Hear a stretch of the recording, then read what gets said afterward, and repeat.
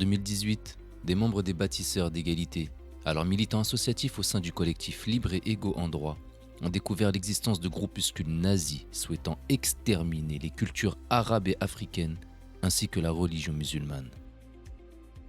Ces groupuscules sévissaient au sein de la SNCF et n'ont, selon le défenseur des droits, jamais été sanctionnés. Voici le genre de propos tenus par ces personnes. Esclaves, un noir ne peut pas être servi avant un blanc, l'ascension n'est pas fait pour les noirs, bounty, gros boulet. C'est un supérieur hiérarchique dire voilà le train des bounoules. En 2012, à plusieurs reprises, des propos et des musiques du groupe néo-nazi Légion 88 sont diffusés dans le bureau de la gare, avec sur l'aide de la balade des gens heureux, le refrain suivant. Je te propose une ratonnade, le massacre des sales rebeux. On chie sur le Coran, ta femme est enceinte d'une portée de rat, bougnoul, etc. Dans 2 enquêtes distinctes, le défenseur des droits avait confirmé l'existence de ce type de comportement au sein de l'entreprise, avec parfois la reconnaissance des auteurs de leurs méfaits. Il confirmait également les violences physiques à caractère racial. L'ignominie se poursuit lorsqu'un certificat d'appartenance à la race aryenne est découvert dans le casier d'un agent. On peut y lire « Troisième Reich, certificat d'appartenance à la race aryenne, examen établi par le président de la Kommandantur Reichsführer ayant autorité sur les Aryens ». Est-ce cette idéologie qui a coûté à Abdelkader Guedir un handicap à vie de 80% et une condamnation de l'État français par la Cour européenne des droits de l'homme à lui verser la somme de 6 500 000 €, sa vie ayant été brisée à l'âge de 21 ans suite à l'interpellation qu'il a subie de la part de certains agents SNCF. Ces faits d'apologie de crimes contre l'humanité, de terrorisme et cette volonté d'exterminer nos concitoyens d'origine étrangère ou de confession musulmane fait entrave aux valeurs de la laïcité portée par notre République. La laïcité, c'est permettre à toute personne de croire ou de ne pas croire, d'avoir la possibilité de changer de religion. C'est également garantir l'égalité devant la loi pour tout citoyen sans aucune discrimination. Face à des faits aussi graves, plusieurs alertes ont été opérées par le collectif auprès des autorités d'État. Madame Benrabia, ancienne préfète déléguée à l'égalité des territoires de la Seine-Saint-Denis, aujourd'hui préfète de l'Eure-et-Loir, au vu du dossier, a fait recevoir le collectif en préfecture dans les 2 semaines qui ont suivi pour faire expertiser le dossier par des magistrats. Leur constat fut sans appel. C'est un dossier crédible et hautement sensible. Madame Benrabia ne s'est pas arrêtée là. Elle a organisé une rencontre avec la DILCRA, délégation interministérielle à la lutte contre le racisme, l'antisémitisme et la haine anti-LGBT, qui était censée appliquer l'article 40 du Code de procédure pénale en alertant le procureur de la République sur ces faits. Madame Benrabia a également permis la rencontre du trésorier de la LICRA, Ligue internationale contre le racisme et l'antisémitisme, qui rédige un courrier de soutien dont voici un extrait. Au regard de l'ensemble de ces éléments, la LICRA se réserve le droit d'accompagner les différentes personnes qui ont été victimes d'infractions à caractère racial au sein de la SNCF. Enfin, M. Castaner, ministre de l'Intérieur, répond au courrier d'alerte qui lui avait été adressé. Madame la vice-présidente, vous avez sollicité une audience auprès de M. Christophe Castaner, ministre de l'Intérieur, afin d'échanger avec lui sur la mise en place de mesures administratives portant sur des faits graves d'apologie à l'idéologie nazie, d'incitation à la haine raciale, de harcèlement moral, de discrimination et de racisme. Soyez assurés que le ministre est attentif à vos préoccupations. Il m'a chargé de transmettre votre correspondance au cabinet de Madame Nicole Belloubet, garde des Sceaux, ministre de la Justice, aux fins d'un examen diligent de votre demande.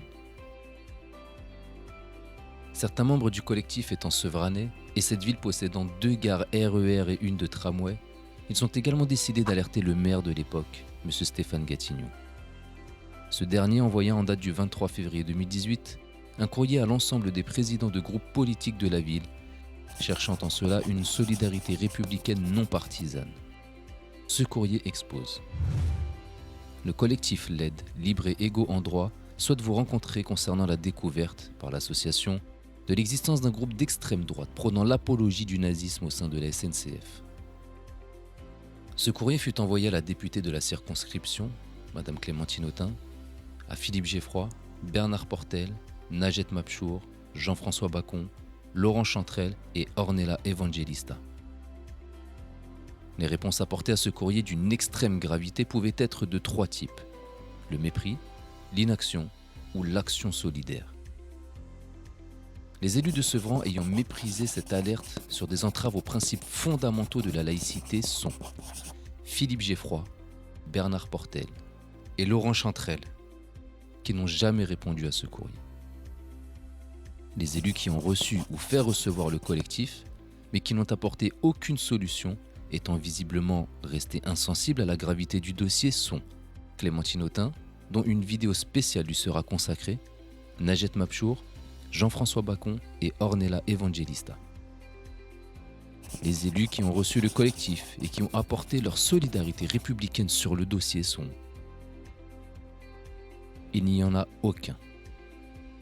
Peu de temps après, en mai 2018, le maire de Sevran a démissionné pour laisser place au nouveau maire Stéphane Blanchet. Après une rencontre avec lui sur le sujet, il s'est placé dans la même catégorie que Clémentine Autain et consorts, à savoir parmi les élus de l'inaction face à des entraves manifestes à la laïcité.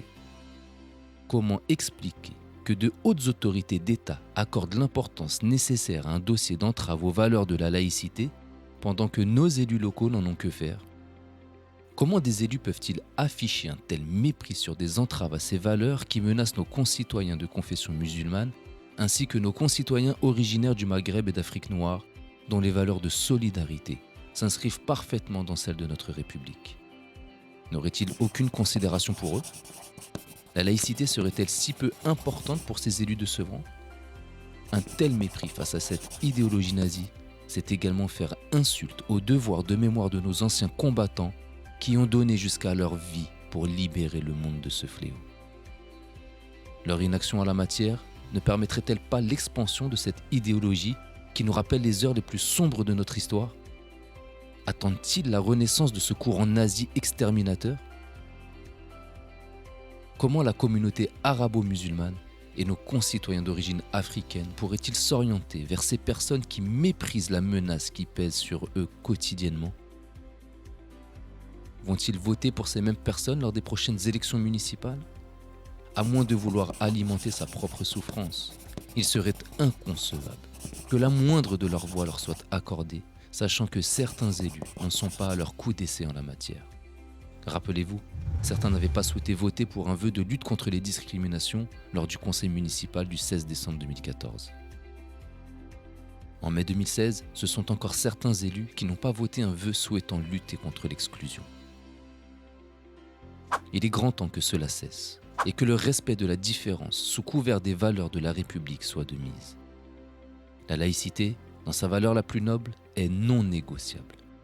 Seuls les citoyens sevranais pourront faire en sorte que ces élus qui la bafouent quittent leurs responsabilités lors de ces prochaines élections, à moins de vouloir continuer à se soumettre à des volontés qui ne respectent pas les valeurs humaines qui nous permettent de vivre ensemble sur un même territoire dans le respect de la différence.